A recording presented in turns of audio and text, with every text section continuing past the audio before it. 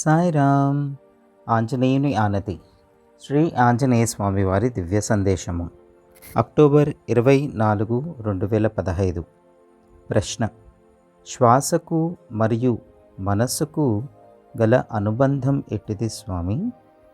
సమాధానము: ప్రాణము, మనస్సు ఒకే చోటు నుండి పుడుతున్నాయి కనుక ఇందులో ఒకటి విజృంభిస్తే రెండవది సహజంగా విజృంభిస్తుంది. ఒకటి అణిగితే రెండవది సహజంగా అణుగుతుంది. కనుక శ్వాసకు మనస్సుకు మధ్య ప్రత్యక్ష సంబంధం ఉంటుంది.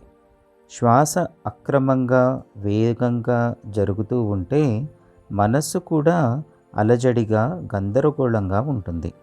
శ్వాస క్రమబద్ధంగా లోతుగా ఉంటే మనస్సు కూడా నిశ్చలంగా ప్రశాంతంగా ఉంటుంది.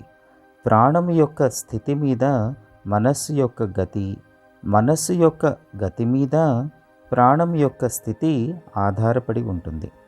సాయిరామ్.